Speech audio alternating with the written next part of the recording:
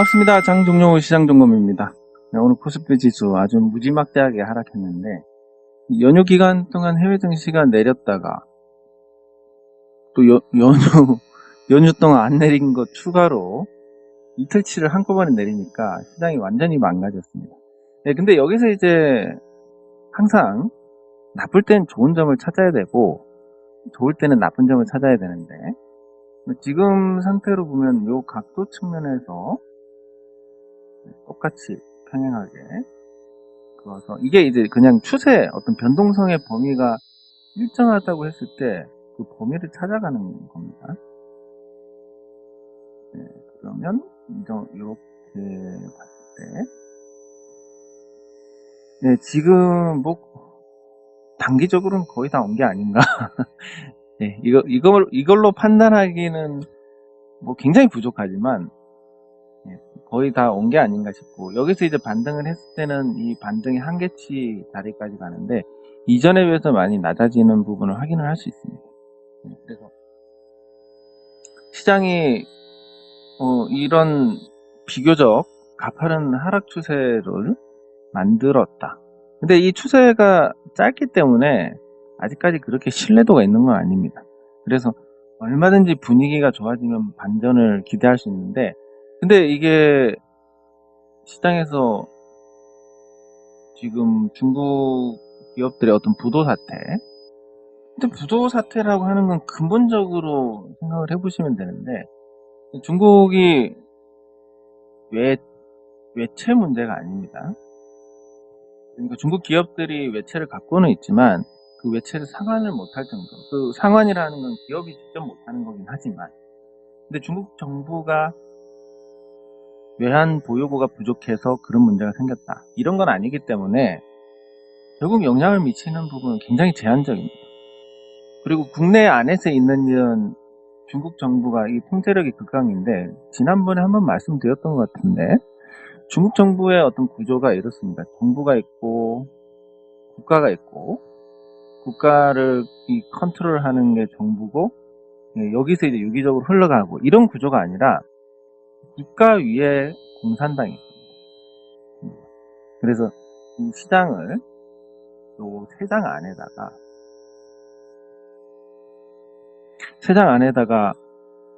두고, 시장을 세장 안에 두고 컨트롤하기 때문에 사실 중국 정부가 마음만 먹으면 부도 안 낼 수 있습니다. 헝다그룹 부채가 얼마인지 모르지만 돈 찍어내서 그 부채를 정부가 떠안으면 끝나는 겁니다. 그래서 중국 관련된 리스크는 크지 않다. 중국이 통제력을 잃고 무너지는 것은 오직 딱 하나, 이 외환 쪽에서 문제가 생겨야 되는데, 아직까지 중국 정부가 외환 보유고가 부족하다 이런 얘기는 나오지 않습니다. 그리고 일본도 마찬가지로, 일본도 도저히 유지할 수 없을 정도의 부채 비율이지만, 그렇지만 문제가 없는 건 대부분이 다 국내 부채고 외채가 없기 때문에 그렇습니다. 그래서 그런 부분들을 고려했을 때 중국은 외환 위기가 일어나지 않는 이상은 크게 문제가 될 부분이 없고, 그리고 7월 달에 중국의 외환 보유고가 7월 말 기준으로 3조 2359억 달러입니다. 이게 이제 중국 정부의 무역 규모라든지 이런 걸 봤을 때 적정한 수준을 상회를 하는 거고, 그리고 계속 늘어나고, 중국은 무역 흑자국이니까 그런 부분들을 고려했을 때 헝다 사태가 큰 문제가 되지는 않을 것이다. 그리고 본질적으로 뭐가 지금 영향을 주느냐, 분명히 근데 부정적인 영향은 있었습니다. 결정적인 이유가 아니라는 거지. 그럼 지금 시장에 부정적인 영향을 추가한 가장 큰 게 이제 원자재 가격 상승입니다.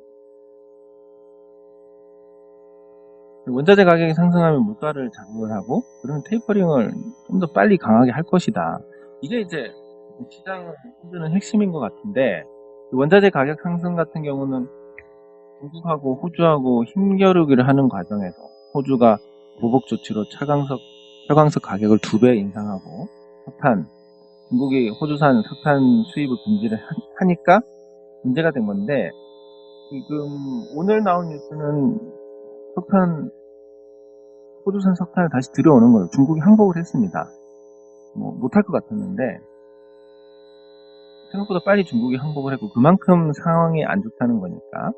네, 그래서 사태가 일단락될지 안 될지는 모르겠지만 여기서 수습이 된다면 시장은 기술적인 반등 정도는 기대할 수 있는 그런 상태가 왔고 거의 다 내려왔습니다. 그래서 여기서 반등하거나 내일 한 번 더 내리고 반등하거나 그 정도일 텐데, 네, 그렇다 하더라도 이제 이전과 다른 관점으로 시장을 봐야 됩니다. 저는 아직까지 대세 상승장의 어떤 구조가 무너졌다라고 보지는 않습니다. 왜냐하면 항상 그랬지만 과거의 대세 상승장 직전의 주가 흐름들을 보면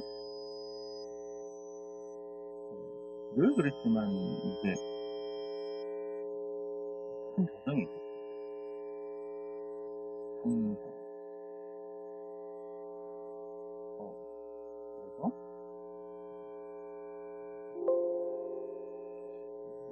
그래서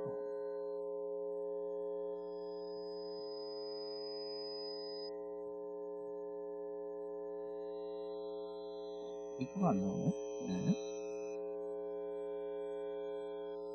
네. 할 수 없이 연봉으로 봐야 되는데, 이게 이제 보면 대세 상승장이라고 하는 가장 인상적인 대세 상승장은 모든 유동성이 모든 걸 압도를 했던 시기가 이 시기인데, 요 시기에도 보면 2006년에 이렇게 표현이 됩니다. 연봉으로 보면 이렇게밖에 표현이 안 되는데 이만큼 내려갔던 게 거의 마이너스 20%대 중후반이었습니다. 고점 대비해서 굉장히 큰 타격입니다. 지금 코스피가 3,300에서 여기까지 내려오는데 한 10% 정도 빠진 겁니다. 근데 그거보다도 훨씬 더 빠졌다, 이 시점에서. 그리고 다시 회복하고 올라가면서 대세 상승장이 나왔다라는 부분들이 확인이 되는데, 이게 그 9.11 테러 당시에도 그랬고 이런 크고 작은 조정들, 이런 큰 조정이 아니라 상승 중에 나오는 조정이 항상 있었고, 그게 체감을 했을 때는 굉장히 하락장 못지않은 아주 굉장한 거였다라고 볼 수가 있습니다. 예, 그래서 그런 엄청난 조정을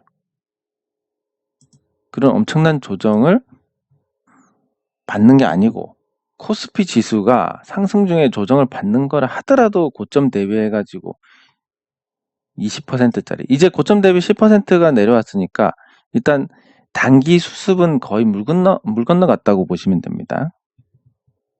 뭐냐면 3316이고 여기서 10%라고 하면 약 330포인트가 빠지는 거고, 그게 2970?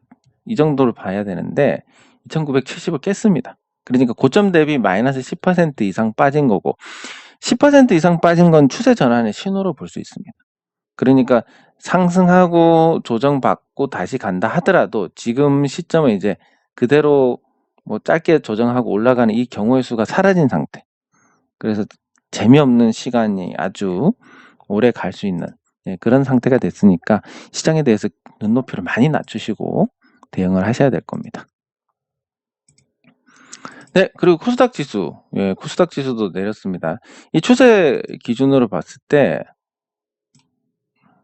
똑같습니다. 똑같은데 코스피 대비해서 완만하기는 한데,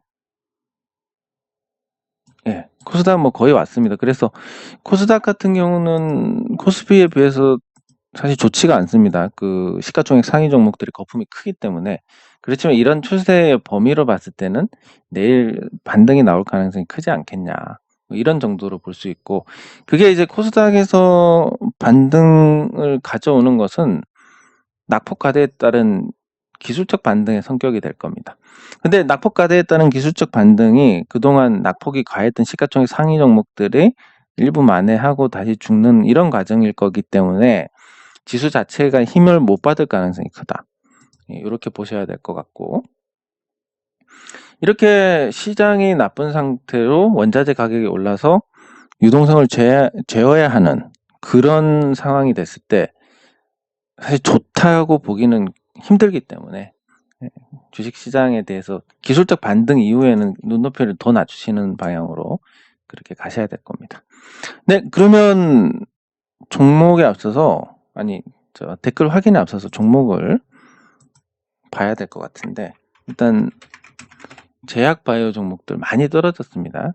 오늘 셀트리온 같은 경우는 12%가 빠졌고, 셀트리온 헬스케어가 역시 12%, 그리고 셀트리온 제약이 10%. 이렇게 셀트리온 그룹주들이 오늘 시가총액이 합쳐서 10% 이상 날아갔습니다. 근데 이게 셀트리온에 대해서 굉장히 강경한 주주분들이 많으셔가지고 조심스럽긴 합니다. 그런 반응이 조심스러운 게 아니라 그분들이 민감하시기 때문에, 그거를 제가 민감한 부분을 헤아리지 않는다면 그것도 어떻게 보면 세심하지 못하는 거니까. 그래서 이제 조심스럽게 말씀을 드리면, 요 과정은 이미 예고가 되어 있었다, 이렇게 보시는 게 맞을 것 같습니다. 왜냐하면 셀트리온 그 일부 주주들은 이 레키로나주가 부작용이 없는 세계 최고의 치료제다, 근데 정부가 이걸 못하게 막고 있다, 이런 생각을 하고 계시는 분들이 있었는데, 현실적으로는 제가 여러 번 영상에도 올려드리고 글로도 썼는데, 이 항체 치료제라는 게 한계가 명확한 겁니다. 그러니까 항체를 찾아서 그걸로 치료제를 만든다라는 개념인데, 그 자체도 어렵지도 않고, 그런데 뭐 항체 치료제 만든 회사들이 없지 않느냐, 이걸로는 한계가 있기 때문에 시도조차 안 한 겁니다. 근데 셀트리온이 이거를 만들었고, 이걸로 좀 기대가 있었고, 그걸로 버티다가 이제 먹는 치료제가 나오면서 완전히 기대감이 망가졌다라고 볼 수가 있는데, 그동안에 레키로나주가 국내에서 처방이 제법 됐었고, 그 처방이 된 거에 부작용은 없었습니다만은, 사실 유의미한 어떤 치료 효과를 보지 못했다. 사실상 뭐 좀 나쁘게 표현하면 식염수를 넣는 것과 큰 차이가 없었다라고 할 정도로 좋지 않았습니다. 근데 이게 주주분들이 워낙 강경하기 때문에 그냥 쉬쉬해 왔던 거고, 부각이 되지 않다가 먹는 치료제가 등장하니까 두 가지 측면에서 완전히 무너졌다라고 볼 수 있는데, 하나는 뭐 몇 시간 동안 맞아야 되는 거하고 비교했을 때 편의성에서 떨어지고, 가격도 먹는 치료제가 80만 원 정도입니다. 그러면 레키로나주는 원가가 이 80만 원을 넘기 때문에 가격 경쟁이 안 됩니다. 거기다 치료 효과가 임상 3상까지 해서 치료 효과가 명백하고, 레키로나주는 2상까지밖에 안 했습니다. 누가 봐도 이건 안 쓰게 될 수밖에 없는 겁니다. 그리고 두 번째는 이제 코로나19 환경의 어떤 변화가 앞으로는 크게 있을 것이다. 과거의 일상으로 돌아갈 가능성이 매우 높아졌다. 왜냐하면 이 9.11 테러 때도 그랬습니다. 9.11 테러 때도 다시는 이제 테러를 방지하기 위해서 각종 조치가 취해질 것이고, 다시는 이렇게 활발한 교류가 없을 것이다라고 예상을 했으나, 그게 한 1, 2년 지나면서 바로 틀린 예측임이 증명이 됐습니다. 그래서 코로나 때문에 과거로 돌아갈 수 없을 것이다, 코로나가 풀리더라 하더라도. 뭐 그렇지만 인간의 어떤 이 공간 개념, 이 본능을 봤을 때는 결국은 다시 돌아가게 되어 있을 겁니다. 적어도 사람을 만나서 에너지를 얻는 사람이 절반 정도 되니까, 그 사람들은 집에 있으면 못 견딥니다. 어디든 나가야 되고. 그래서 그런 관점에서 뭐 다는 아니더라도 과거로 돌아갔을 때, 제약바이오가 코로나 때문에 의약품에 대한 어떤 기대치가 많이 높아졌고, 거기에 따른 프리미엄을 받았던 게 사실이니까, 그 두 가지가 깨지면서 이제 완전히 망가졌다라고 볼 수 있습니다. 그럼 그 둘 중에 하나는 삼성바이오로직스에도 해당이 되는 건데, 그래서 낙폭이 셀트리온만큼 크지는 않지만 삼성바이오로직스도 무너졌습니다. 무너졌고, 요게 단순한 하락을 넘어서가지고, 제가 한번 다루게 될 텐데, 60주선이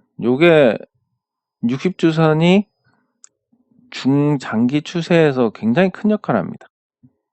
어떤 지표 역할을 하는데 한번 훼손을 했고 이번에 이제 깨고 내려가면 삼성 바이오로직스는 이제 완전히 큰 추세가 무너지게 되는 겁니다. 그래서 지금 물론 뭐 유통 주식 수가 적으니까 관리가 될 수는 있을지 모르겠지만 삼성그룹 지배구조 개편 얘기가 다시 나오고 있고 거기에 따라서 삼성물산이 지주사로 전환을 하게 되는 뭐 당장은 아니겠지만 그리고 그렇게 하기 위해서 기업 분할을 하고 이런 과정들을 거치게 되면 삼성바이오로직스의 지분 가치가 높을수록 좋은 거니까 거기에 따라서 조금 관리가 될 수는 있겠지만 어쨌든 시장 자체가 이제 이 프리미엄을 주던 시대가 끝났다. 그렇게 보면 삼성바이오로직스의 실제 가치가 얼마 정도 되느냐. 뭐 항상 진부한 얘기지만 실제 가치가 삼성바이오로직스는 한 5조? 네, 5조 원이 적정한 주가인데 지금 시가총액 53조. 그러니까 적정 가격이 8만 원이다. 근데 지분을 삼성그룹에서 75%나 갖고 있으니까 관리를 한다 이런 측면에서 보면 뭐 여기까지 가지는 않겠지만 상당히 오랫동안 주가로 인해서 고통받을 가능성이 크다. 왜? 시장 환경이 완전히 바뀌었으니까. 그런 관점에서 보면 이제 네이버나 카카오도 끝났다. 이렇게 보는 게 맞을 것 같습니다. 네이버 같은 경우도 마찬가지입니다. 네이버는 아직 고점에서 뚜렷한 신호는 나오지 않았지만 시장 환경이 변하는 부분에 대해서 어떤 선제적인 매도가 나왔습니다. 거래 실린 장대 음봉은 무조건 피하라는 얘기가 있습니다. 그러니까 이게 나오면 그냥 도망가야 되는데 시장이 좋을 때는 이거 1개월 정도 걸리면서 극복을 하는데 반해서 아예 침범도 제대로 못하고 무너지고 있습니다. 그러면 이거는 이제 거의 끝났다라고 봐야 될 것 같고 기술적으로. 그럼 내용적인 측면에서는 아직 60주선에 도달하지 않았기 때문에 잘 여기서 저항이 좀 있을 거고 한동안 버틸 겁니다. 그리고 뭐 이런 패턴으로 보더라도 헤드앤숄더가 될 가능성이 크니까 반등의 어떤 여지는 남아있는 상태. 환경이 완전히 바뀌면서 이전의 어떤 평가를 기대하기 어렵겠지만 그래도 지금보다는 좋은 매도 자리가 있을 수 있다. 이런 정도의 위안을 삼는 거지. 네이버도 이제 사람들이 외부 활동이 늘어나면 인터넷 사용 시간이 줄어들 겁니다. 인터넷 사용 시간이 줄어들면 가장 핵심 수익인 광고 수익이 떨어집니다. 광고 수익이 떨어지면 당연히 거기에 따른 비용은 고정된 데 반해서 수익이 떨어지니까 실적이 나빠질 수밖에 없습니다. 그래서 거기다가 시장의 평가도 인색해지면 주가는 그 나빠지는 실적보다 훨씬 더 빠른 속도로 하락할 가능성이 크다.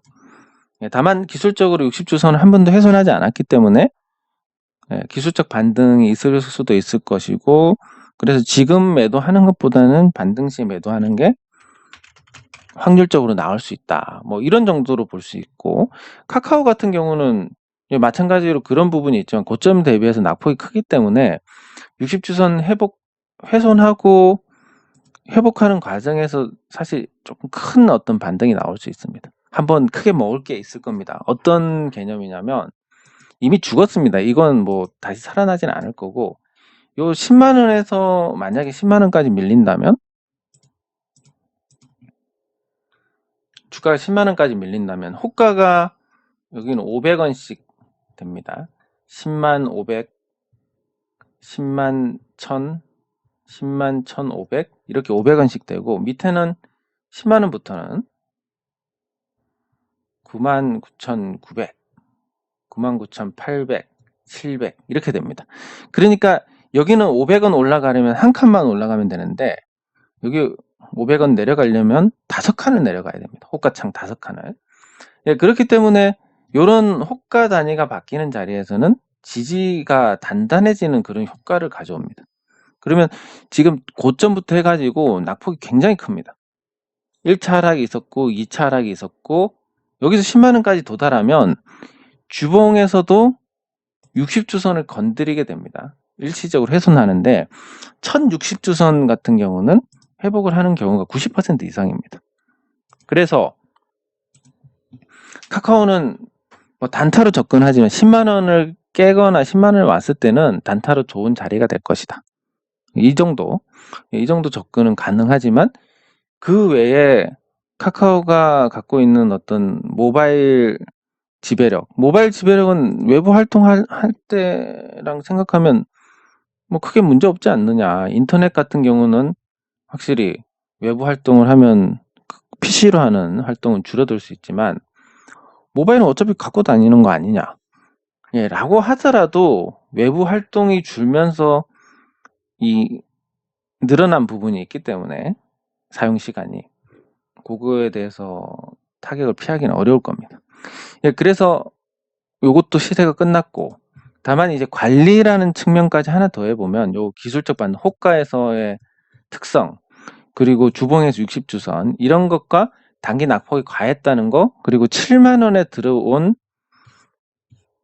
투자 외국계 투자에서 뭔가 관리를 좀 하지 않을까 이런 걸 봤을 때는 낙폭이 컸던 만큼 반등이 제법 강하게 나오는 한 20%짜리 정도의 수익 기회가 있지 않을까 이 정도는 보고 대응을 하시면 괜찮을 것 같습니다. 예, 그리고 댓글 확인하도록 하겠습니다. 제가 재밌는 얘기인데, 제가 주식 공부로 따지면 제가 딱히 공부량이 적지는 않을 겁니다. 요즘 들어서 이제 쇠퇴한 상태가 되긴 했지만, 예, 그러면 사실 제가 공부 좀 하라 이런 얘기를 들을 입장은 아닌데, 항상 보면 가끔 그런 분들이 나옵니다. 공부 좀 하라. 근데 보면 진짜 공부 좀 한 분들은 그런 얘기를 못 합니다. 왜냐하면 공부를 안 해서 얘기하는 게 아닌 줄 아니까 꼭 이제 수박 거달기로 보시고 나서 그리고 나서 이제 공부 좀 하라고 해서 본인이 틀리면 뭐 끝까지 우기지 않습니까? 한국 사람들 인정 잘 안 하니까 이런 일들이 가끔 있는데 뭐 몇 가지가 있습니다. 저는 개인적으로 청년이란 단어가 들어간 거에서 어떤 서비스든 뭐 제품이든 만족을 한 사례가 없습니다. 예. 이 단어에 대해서 부정적인 인식을 갖고 있는데 뭐 청년 식당 뭐 이런 거 있지 않습니까? 근데 그런 것처럼 비슷한 성격으로 공부 좀 하세요. 공부 좀 해라. 이 얘기를 하시는 분들 중에서 제대로 된 분 못 봤습니다. 예. 그래서 여러분들 이런 어떤 부분이 주는 굉장히 부정적인 인식은 알고 계셔야 되지 않을까. 주변에 그냥 가볍게 말씀하실 때도 야 공부 좀 해 이게 아니라 뭐 똑같은 말이라도 좋게 전달을 할 수 있지 않습니까? 공부가 필요하지 않을까 이런 거 공부하니까 훨씬 낫던데 이런 거 예. 그래서 말씀하실 때 뭐 그런 분들이 계신 거는 어쩔 수 없는 거고 그렇다고 뭐 제가 그분한테 고쳐가지고 뭔 부귀영화를 누릴 거라고 그렇지는 그런 목적은 없지만 여러분들께서 조금 그런 완화된 표현을 통해서 주변에 좋은 영향력을 행사를 하시면 좋지 않을까 싶습니다. 네. 뭐 저는 항상 모든 분들은 아니지만 저는 그래도 거의 뭐 제 돈과 다를 바 없다라고 생각을 하니까 안타까운 마음이 듭니다. 그리고 이게 까칠한 부분이 왜 그러냐면 제가 좋은 말로 말씀드리면 역효과가 나는 경우가 많습니다. 무슨 얘기냐면 최근에 이제 오른 스튜디오 산타 같은 경우 좋게 말씀을 드립니다. 예를 들면 뭐였지? 예, 오징어 게임이 전 세계적으로 흥행했고 마이네임이 스튜디오 산타에서 제작해가지고 하는데 이 마이네임이 흥행한다고 해서 큰 수익을 못 봅니다. 손해는 안 보지만 넷플릭스에서 제작비를 주고 거기에서 15% 제작비의 15% 한도로 흥행했을 때 개런티를 주는 정도지 뭐 특별한 수익은 없지만 이 제작 능력을 확인을 받으면 뭐 추후에 기회가 많을 것이다. 어떤 이런 관점에서 볼 수 있습니다. 그러면 마이네임 개봉하기 전까지는 좋은 흐름이지 않을까요? 뭐 이런 정도로 말씀을 드리면 나중에 어떻게 되냐면 중간에 내려가거나 혹시 대응을 못했다 이러면 이거 어떻게 해야 되나요? 제가 뭐 어떻게 할 방법이 없지 않습니까? 근데 여기서 제가 손절하세요 그러면 만약에 반등하면 그냥 천하에 죽일 놈이 되는 거고 예, 그런 상태이기 때문에 항상 이제 조금 까칠하게 얘기를 할 수밖에 없습니다. 어떻게 해야 되나요? 저도 잘 모르겠으니까 잘 대응하세요. 이렇게 뭐 이러이러해서 뭐 그때까지 좋을 수도 있는데 주식 아무도 모르잖아요. 그러니까 잘 판단해서 하시라고. 이게 이렇게 하는 게 오히려 결과가 좋았더라는 겁니다. 제가 뭔가 친절하게 말씀을 드리면 대응을 소홀히 하는 경향들이 있더라. 그리고 또 이런 거 있지 않습니까? 뭐 그냥 A라는 종목 좋다 이렇게 말씀드리면 그 좋다는 게 장기적으로 좋다 이런 관점인데 그럼 여기서 계속 단타를 치다가 주가 떨어지면 여기서 사가지고 더 떨어지면 뭐 질문이 들어온다든지 전혀 제가 말씀드린 의도와 다른 부분으로 다른 대응을 하고 전혀 다른 세상에서 질문이 들어옵니다. 그러면 제 입장에서는 전혀 그런 의도가 아닌데 제가 단타에 대해서는 단기 주가 흐름은 우연적인 요인이 많으니까 모르는 건데 당장 이거 어떻게 해야 되나요? 그 말은 그냥 오를까요 내릴까요랑 질문의 내용이 똑같습니다. 그럴 때는 또 까칠하게 말씀을 드릴 수밖에 없습니다. 그래서 그게 결과적으로 까칠했을 때 더 좋았더라. 여기에 기반을 하는 거지. 제가 백신 맞고 약간 뭐 성격이 좀 더러워진 것 같은 그런 느낌은 있지만 딱히 그런 뭐 근본적으로 어떤 마음속에서 불쾌함이 있어가지고 그런 건 아니니까 잘 이해를 하시면 될 것 같습니다. 네. 이런 부분은 맞을 수도 있는 게 일단 주변에 제가 사는 곳 주변의 기업들이 원자재 가격 상승으로 이익을 낼 수 있는 업체들이 굉장히 많이 줄어 있습니다. 그래서 숫자가 나오지만 앞으로 원자재 가격 상승을 반영하면 못 나올 수도 있다. 굉장히 정확한 생각이신 것 같고 그래서 잘 대응을 하시는데 조금 더 제 마음이 편해지는 것 같습니다. 이렇게까지 잘 보시니까. 네. 그러니까 기업은행 끝나고 보겠습니다. 예. 안타깝습니다. 예. 네. 많이 힘드실 겁니다. 왜냐하면 가격이 조금 오른 게 아니라 뭐 거의 2배 오른 것도 있고 이 2배가 오르면 이렇게 그냥 단순히 재고만 쌓고 있던 납품하는 쪽은 괜찮은데 뭔가를 만들어 가지고 납품을 해야 되는 쪽은 제조 원가가 올라가니까 계약을 수주를 한 금액은 똑같지만 정말 힘드실 겁니다. 잘 이겨내시기 바랍니다. 감사합니다. 감사합니다. 금요일은 제가 말씀드렸듯이 금요일은 보통 파김치가 됩니다. 월, 화, 수, 목, 금까지 이렇게 하면 이제 금요일에 파김치가 된 상태에서 녹화를 하면 아무래도 제가 봤을 때 좀 뭔가 부족한 부분이 많아서 그래서 이제 푹 자고 토요일에 올려드리는 걸로 그렇게 하겠습니다. 네, 감사합니다. 네, 뭐 나쁘지는 않은데 너무 좀 대응이 극단적이지 않나. 왜냐하면 추세 관점에서 본다면 우리가 추세가 상승 추세가 있고 하락 추세가 있습니다. 그러면 이 옆으로 기른 거 이건 뭐냐? 추세 없음입니다. 이 추세 없음까지 고려했을 때 상승할 때는 오르는 걸 잡고 하락할 때는 내리는 걸 잡고 추세 없음을 생각했을 때는 현금을 갖고 있어야 된다. 그래서 이 세 가지를 이렇게 좀 적절히 배분을 해야 되는데 여기서 이렇게 바로 넘겼을 때는 한번 잘못 헛다리 짚으면 그동안 수익 난 거 다 날아갈 수 있습니다. 그래서 조금 제 생각인데 조금은 호흡을 좀 가다듬고 하시는 게 좋지 않을까. 그렇게 생각이 듭니다. 네, 감사합니다. 감사합니다. 네, 감사합니다. 예. 근데 지금 하락에 만약에 제가 계획대로 자금이 돌아가지고 9월 15일에 주식을 샀다면 지금 제가 심리가 많이 망가져 있을 겁니다. 왜냐하면 공개적으로 하는 건데 마이너스 20 뭐 이런 거 돼가지고 손실이 나 있다.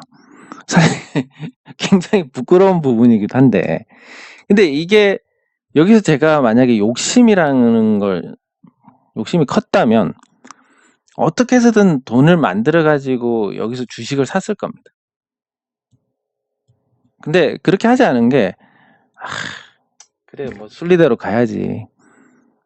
주식 넣어서 돈 따면 딸 수 있는 거 아닌가? 수익 날 수 있는 거 아닌가? 이런 생각을 하다가 또 그것도 욕심이지 않습니까? 안 되는 거 억지로 되게 하려면.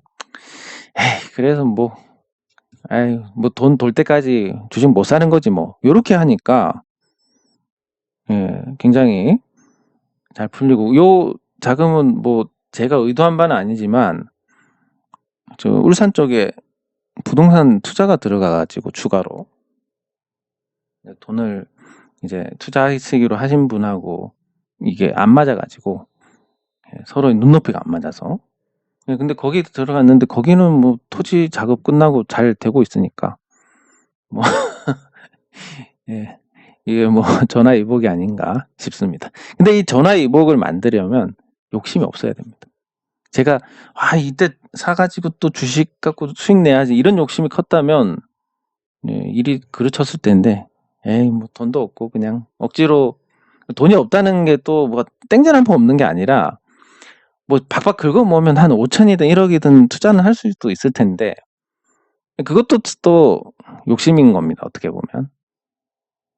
그래서 그냥 욕심을 내려놓고 순리대로 한번 생각을 해보자라고 하니까 돈 들어올 때까지 주식 안 사는 게 맞겠다. 네, 이런 거고. 네, 그래서 이 현금 보유가 안 된다는 게 어떻게 보면 이 욕심하고도 관계가 있을 수 있습니다. 그래서 그 부분을 한 번 더 좀 정화를 해보시면 좋지 않을까 생각이 됩니다. 네, 감사합니다. 근데 이게 이 부분은 사실 많은 분들이 제가 오래전부터 봤는데 그렇습니다. 뭔가 이런 거 있지 않습니까? 현금 보유해야 된다. 뭐 이런 거부터 해가지고 적어도 뭐 때문에 매수하든 매수할 때 이유가 있어야 됩니다. 그래야 요 사소한 동기로 인해서 끔찍한 결과가 있는 걸 막을 수 있습니다. 왜? 매수 이유가 뭐 심지어 매수 이유가 오를 것 같다라는 거면 안 오르면 매도해야 되지 않습니까? 이렇게 이유가 없어지면 대응을 할 수 있기 때문에 매수 이유가 있어야 되는 건데, 그거에 대해서 맞는 얘기네 라고 하시면서 머리로는 맞는 얘기는 하고 나 공부했으니까 앞으로 더 나아지겠지 하지만 이게 실전에는 전혀 적용이 안 되는 겁니다. 그냥 막 지릅니다. 그래서 요게 제 경험적으로 한 3년 정도가 걸린다라고 봅니다. 뭐 이론적으로 아는 거는 1년이면 충분하고, 그 1년도 만약에 그냥 학교 공부하듯이 집중하면 한 달 만에도 다 배울 수가 있습니다. 근데 이걸 실전에 적용하는 건 사람마다 틀린데 평균적으로 한 3년 정도는 하시면 상승 하락 이런 거 다 경험해 보시면 이제 훨씬 나아지는 상태가 되니까 그때까지는 좀 투자금을 적당히 부담 없는 선을 유지를 하시면서 그 시장에서 대응을 하는 부분, 시장을 읽고 들어가는 부분에 대해서 집중하시는 게 좋을 것 같습니다. 네. 이게 항상 그렇습니다. 우리의 머리가 왜곡을 하는데 90만 원 넘어가서 수익 실현 안 하고는 그때 당시에 생각을 크게 안 하셨을 겁니다. 90만 원이나 수익이 났으니까 이제 팔아야지. 아주 희미하게 생각하셨을 수는 있는데 그렇게 아주 고민을 안 하셨을 겁니다. 그 당시에 최적이다 생각하신 게 그냥 보유하는 거다. 이렇게 판단하셨는데 결과가 삐뚤어지게 나오니까 이 생각은 옅어지고 팔아야지 하는 생각이 올라갑니다. 그래서 그렇다 보면 이런 걸 통칭해서 후회라고 합니다. 이 후회가 지속이 되면 어떻게 되냐면 판단을 주저하게 만듭니다. 판단을 주저하게 되면 어떤 결과로 가냐면 남에게 의존을 하려고 합니다. 그래서 사실 지금 고민 중입니다. 이런 말씀도 사실은 요 과정까지 온 겁니다. 그러면 이걸 어떻게 해야 되느냐? 이미 나온 결과는 후회한들 바뀐 게 없으니까 매번 다르고 매번 선택의 결과가 어떻게 될지 모릅니다. 그럼 지금 와서 앞에 거를 빼고 90만 원 해도 못 팔았는데 지금 팔아야 되나? 이걸 빼고 지금 당장 놓고 지금 시장이 이런데 어떻게 해야 될까? 그러면 제가 말씀드릴 수 있는 것은 지금 하락 추세입니다. 시장이. 얼마까지 길게 갈지는 모르겠지만 하락 추세고, 그리고 하락 추세 하단에 왔으니까 기술적 반등 정도는 나올 겁니다. 그러면 적당히 반등이 나왔을 때 90만 원 잊어버리고 10만 원이든 20만 원이든 적당히 반등이 나왔을 때 정리를 하시는 게 맞지 않을까. 즉 지금은 판단을 할 만한 자리가 아니다.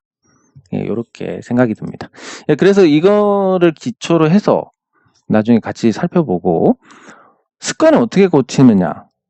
그냥 빨리 잊어버리시면 됩니다. 그러니까 바꿀 수 있는 부분, 그리고 바꿀 수 없는 부분, 두 가지로 나누셔가지고 바꿀 수 있는 부분은 뭐 후회하고 고민하고 이렇게 하셔도 되고, 바꿀 수 없는 부분, 이렇게 했어야 되는데, 그런 분들 뭐 내 계좌에 돈이 올라오는 건 아닙니다. 그런 불필요한 건 다 없애 나가야 됩니다. 이렇게 하면 습관이 쉽게 고쳐집니다. 근데 이게 또 잘 안 되니까 누구나 다 그때 팔 걸, 이런 건 누구나 다 하는 거기 때문에, 그래서 팔 거라고 넘어갈 수 있느냐, 아니면 팔 걸 그때 팔았어야 되는데 90만 원에도 못 팔았는데 10만 원 먹고 팔아야 돼, 이런 부분을 없애 나가야 되는 거. 이거는 선택적으로 잊어갈 수밖에 없는 겁니다. 그래서 습관을 어떻게 고치느냐, 잊으셔야 됩니다. 억지로라도. 네, 감사합니다. 저는 뭐 잘 모르겠습니다만은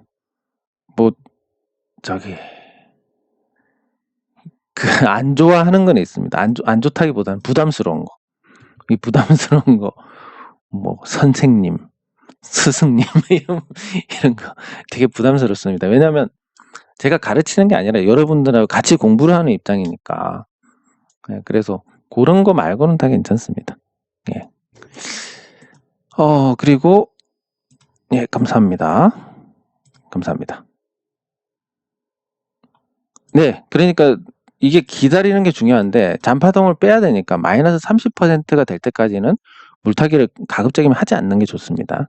그러면 어떤 현상이 벌어지냐면, 맨날 주가가 내리는 것 같은데 마이너스 30되면 물타야지 하고 기다리면 주가 이게 기가 막히게 안 내려오는 것 같습니다. 왜 이렇게 안 내려오지?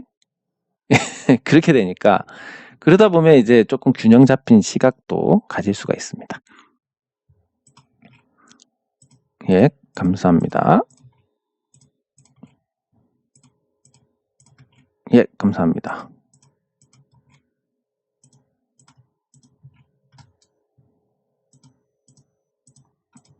네, 감사합니다. 오늘 약간의 제가 잡설이 길어가지고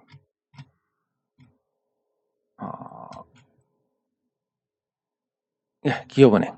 일단 제가 저번에도 한번 배경을 설명드렸는데, 한국처럼 뭐가 안 바뀌는 국가도 없는 것 같습니다.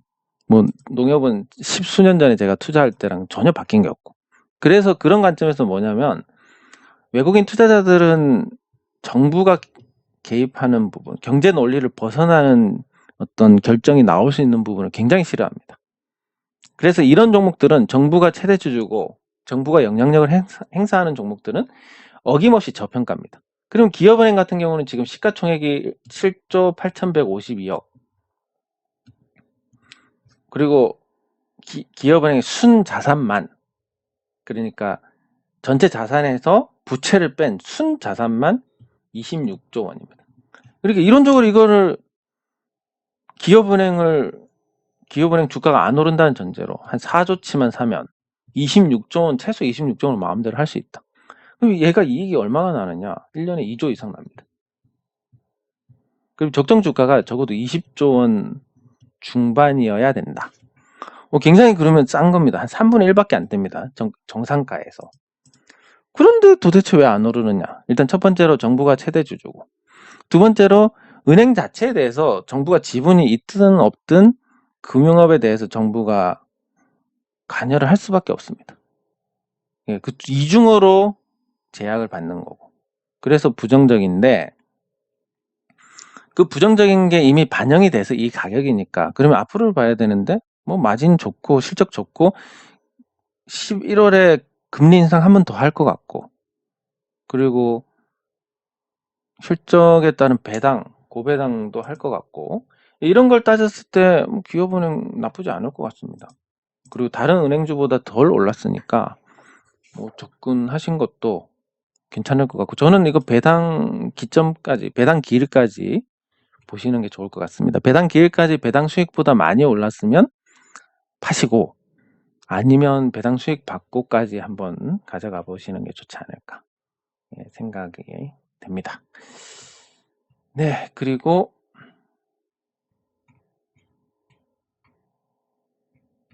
효성 TNC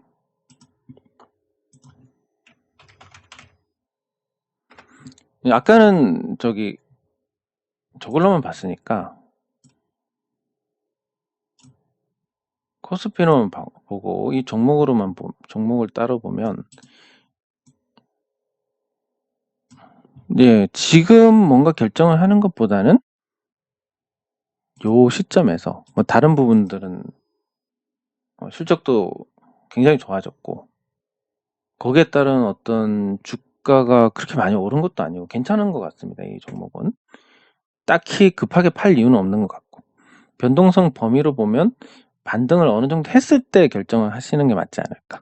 그래서 지금 판단보다는 적어도 그런 판단의 효용성이 있는 자리까지는 기다리시는 게 좋지 않을까 싶습니다. 네.